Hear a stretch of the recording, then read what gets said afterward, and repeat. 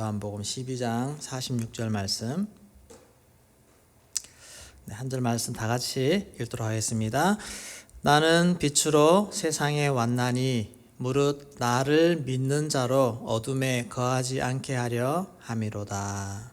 아멘. 네, 오늘 말씀은 빛으로 오신 예수님입니다. 빛으로 오신 예수님.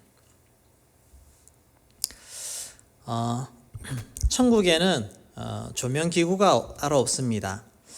하나님의 영광이 모든 영역을 밝히기 때문입니다. 그러나 우리가 사는 이 땅에는 어둠이 존재합니다. 물리적인 어둠이든 영적인 어둠이든 이 땅에는 어둠이 존재합니다. 이것은 우리 빛 대신 하나님의 능력이 모자라서가 아니라 하나님의 말씀에 불순종하는 자들, 그러한 자들이 있기 때문입니다. 하나님은 그러한 자들을 벌하실 때에도 어둠을 처리 못해서가 아니라 어둠을 내버려 두시는 것입니다. 이 땅에 어둠이 존재하는 것은 그냥 내버려 두시는 것. 에스겔 32장 8절 말씀을 같이 읽어보겠습니다. 하늘의 모든 밝은 빛을 내가 내 위에서 어둡게 하여 어둠을 내 땅에 베풀리로다. 주 여호와의 말씀이니라. 어둠을 너의 땅에 베푸신다고 하시는 하나님의 경고의 말씀이 있습니다. 이것은 우리가 어떤 삶을 사느냐에 따라서 하나님이 빛을 더 밝히시기도 하시고 그냥 어둠을 내버려 두시는 그런 일들이 일어나는 것입니다. 어둠은 어둠 스스로 힘이 있는 것이 아닙니다. 하나님이 내버려 두시는 그 틈을 타는 것입니다. 하나님의 통치가 멈춘 곳은 불순종하는 곳. 하나님의 대적이 하나님을 대적하고 거역하고 불순종하는 그 사람의 마음과 또 그렇게 형성된 지역들, 그렇게 도시, 문화, 가치관 이런 모든 영역 속에 어둠이 임하는 것입니다. 그리고 또 권력을 탐하는 자들의 마음에 들어가서 역사할 때 어떤 한 나라 자체도 하나님을 대적하는 나라가 될 수가 있습니다. 많은 사람들을 압제하고 고통 속에 살게 만든 그런 사회 시스템이 나오게 되는 그런 일들이 생깁니다. 에베소서 6장 12절 말씀에 이런 것들을 영적 전쟁이라고 하는데 우리의 씨름은 혈과 육을 상대하는 것이 아니요 통치자들과 권세들과 이 어둠의 세상 주관자들과 하늘에 있는 악의 영들을 상대함이라. 어둠의 세상 주관자들, 이런 모든 세력들을 어둠이라고 부를 수가 있습니다. 이 어둠의 권세에서 벗어나 빛으로 다시 나아오게 하는 그 일이 예수님이 이 땅에 오신 일입니다. 이 땅에 오셔서 모든 어둠에 있는 그런 사람들, 그런 것들을 빛 가운데로 나아오도록 만들고자 하시는 것입니다. 그래서 오늘 본문의 46절 말씀, 우리 다 같이 한 번 더 읽겠습니다. 나는 빛으로 세상에 왔나니 무릇 나를 믿는 자로 어둠에 거하지 않게 하려 함이로다. 아멘. 빛 대신 주님이 오신 이유는 예수를 믿는 자로 하여금 어둠에 거하지 않게 하려 하심이라.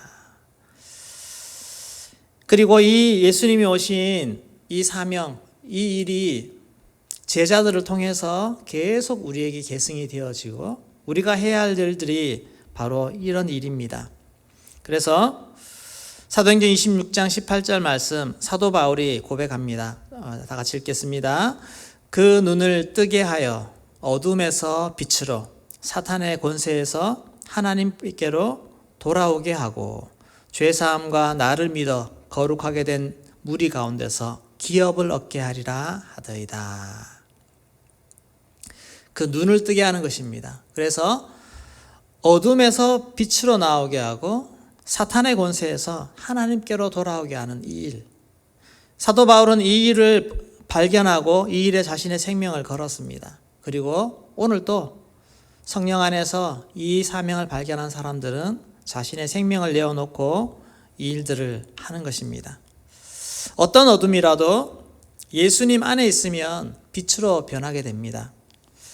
로마 시대에 참혹한 핍박의 상황 속에서도 하나님의 자녀들은 어둠에 사로잡히지 않았습니다. 빛의 자녀로 살아갔습니다. 오늘날 이슬람 사회, 공산주의 사회 같은 이런 암흑과 같은 환경 속에서도 예수님을 만나면 그 안에서 빛을 발하는 삶을 살아가는 것입니다.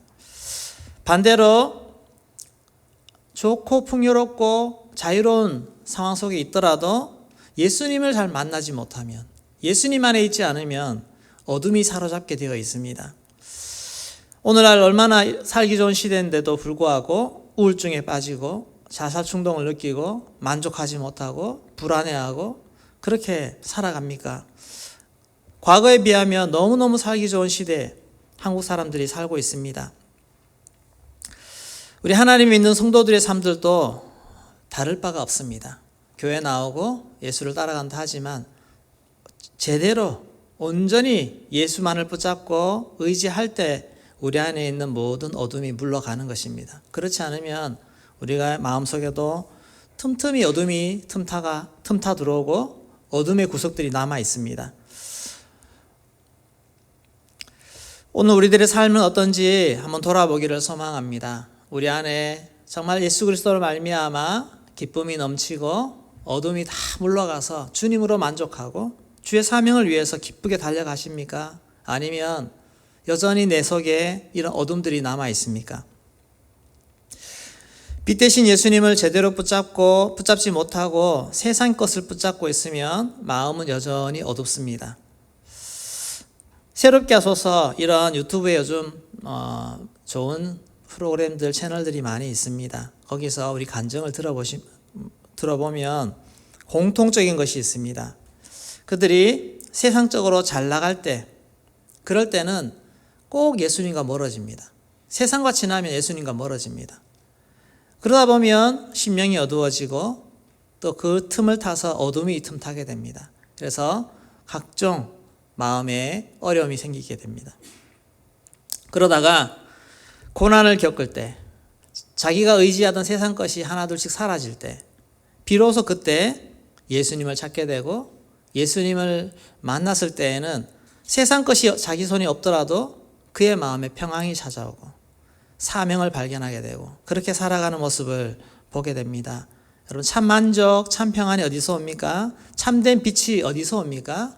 우리의 마음, 심령을 빛으로 밝힐 수 있는 것은 오직 예수님만이 할 수 있는 일인 줄로 믿습니다.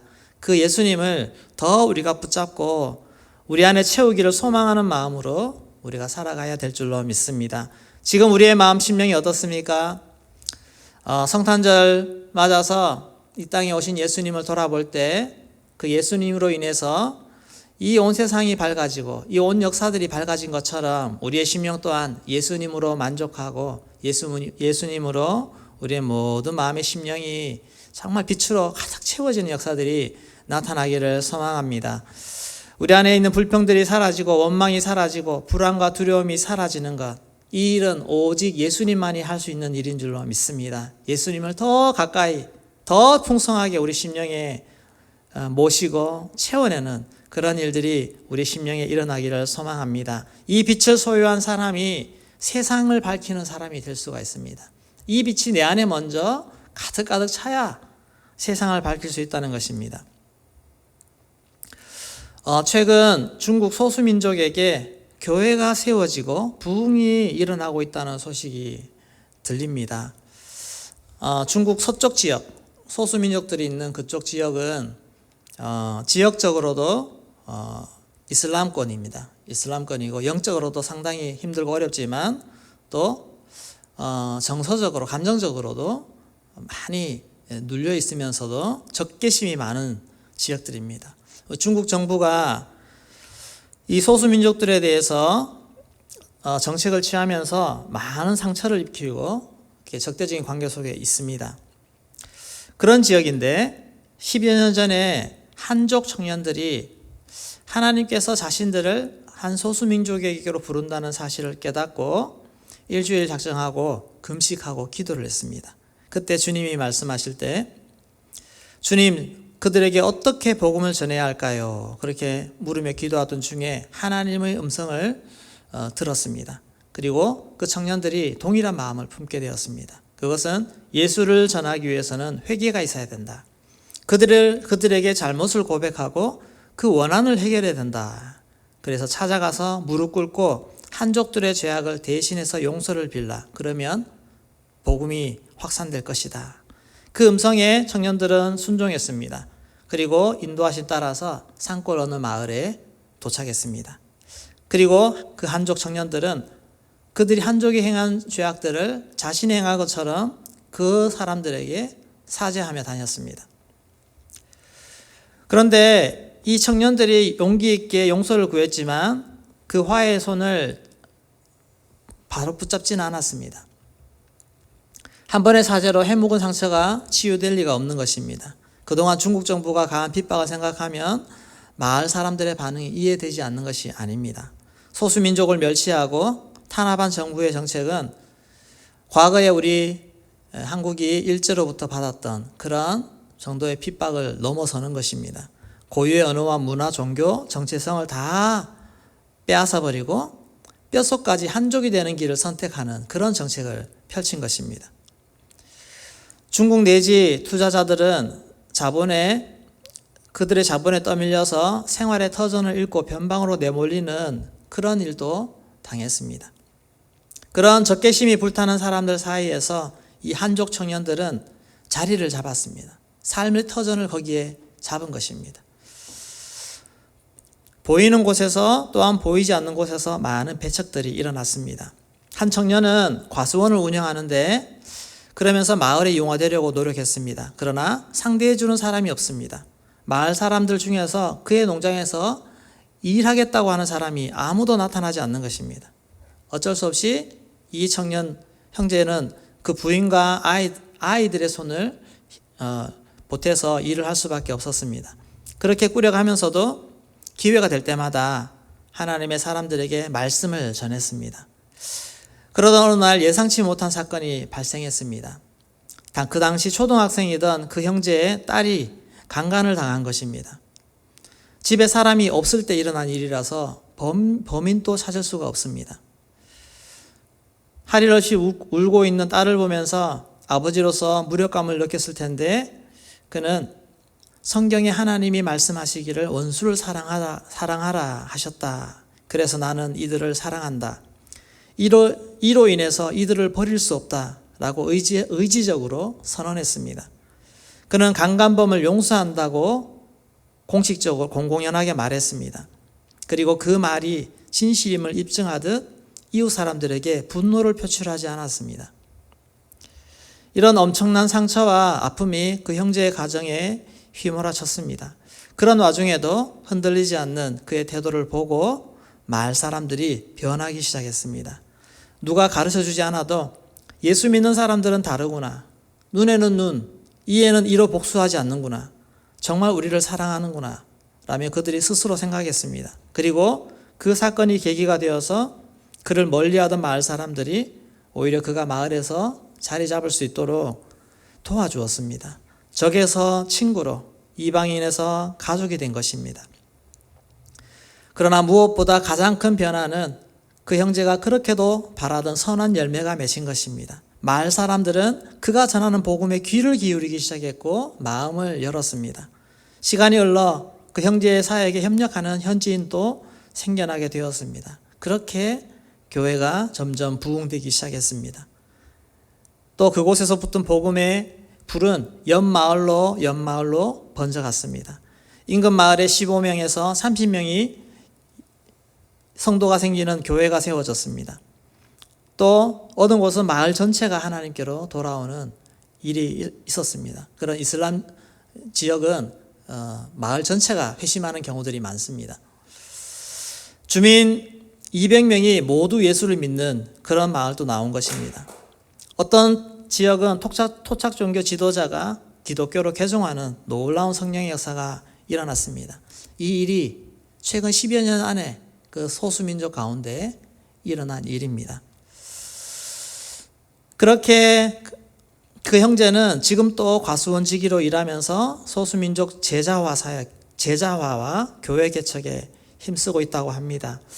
그 농장에는 이를 돕는 마을 사람들이 넘쳐나고 교회는 더 큰 부흥을 경험하고 있습니다. 그 형제의 딸은 심한 트라우마에 시달렸지만 하나님이 그 마음을 만져주셨고 그 형제도 그 딸을 지극히 보살폈습니다. 이제는 그 딸이 아버지와 함께 소수민족 사역자로 사역하고 있다고 합니다. 이들이 중국에서 한족으로 살면 문제없이 살 수 있습니다. 편하게 살 수 있습니다. 그 삶을 내려놓고 적개심이 가득한 그 땅으로 가서 자신의 인생을 드린 이유는 빛을 전하기 위해서입니다. 어둠에 있는 자들에게 빛을 소개하고 빛을 전하기 위해서. 이 땅에 예수님이 오신 이유가 바로 어둠에 묶여있는 자들을 구속하여서 빛의 자녀로 삼기 위함이 아니겠습니까? 이 일이 우리 안에 우리도 이런 사명을 발견하고 이 사역들을 행할 수 있기를 소망합니다. 오늘 우리 한국에 살고 있지만 우리가 모두가 다 그런 지역으로 가라는 것이 아니라 우리 삶의 현장에, 내 삶의 직장에, 내 가족 안에 아직 이런 어둠의 영역에 살고 있는 사람들이 너무너무 많지 않습니까? 우리가 그들을 향해서 우리 안에 있는 이 빛을 보여줄 수 있는 삶, 이 빛을 증거할 수 있는 삶, 그리고 이 빛을 전했을 때 그들이 마음 열고 받을 수 있는 그런 삶이 되어지는 그런 삶, 이러한 삶을 오늘 우리가 살아가야 될 줄로 믿습니다. 우리 안에 먼저 이 하나님의 빛, 예수님의 빛으로 가득가득 채워서 우리 안에 있는 어둠을 몰아내는 역사들이 나타나기를 소망합니다. 그러면 우리의 삶이 주님 안에서 행복할 줄로 믿습니다. 세상 것을 바라보는 것이 아니라 예수 그리스도를 바라보고 이 땅을 바라보는 것이 아니라 하늘의 기업을 바라보고 그렇게 살아가는 우리의 삶이 먼저 되기를 소망합니다. 그리고 나서 아직도 어둠에 있는 자들을 향해서 그들에게 빛을 전하는, 그들을 빛으로 인도해낼 수 있는 그러한 삶을 살아가기를 소망합니다. 어둠의 세력은 강합니다. 우리가 한 번 복음 전한다고 되는 것이 아니고 한 번 빛을 전한다고 되는 것이 아닙니다. 빛을 강력하게 비추려면 희생이 필요하고 헌신이 필요하고 결단이 필요합니다. 예수님이 이 땅에 오신 것처럼 정말 낮아지심과 같은 그런 일이 오늘 우리에게도 필요할지도 모르겠습니다. 예수님처럼 영혼들을 사랑하고 섬기고 또 죄인들을 용납하고 참아주는 그런 일이 우리 안에 일어나야 됩니다. 하나님께서 그런 마음을 주셔서 우리 안에 예수로 말미암아 승리하고 예수로 말미암아 빛을 증거할 수 있는 그런 귀한 삶을 살아갈 수 있기를 소망합니다. 성령의 은혜를 더 구하시고 성령께서 우리 속에 충만할 때 우리 안에 그런 용기와 믿음을 주시고 능력까지 주님이 허락하실 줄로 믿습니다. 오늘도 우리에게 주신 환경 속에서 빛의 자녀로 사시고 빛을 증거하여 빛으로 세상을 밝히는 그런 사명을 감당하는 저와 여러분 되기를 주의 이름으로 축원합니다. 우리 찬양 하나 드리겠습니다.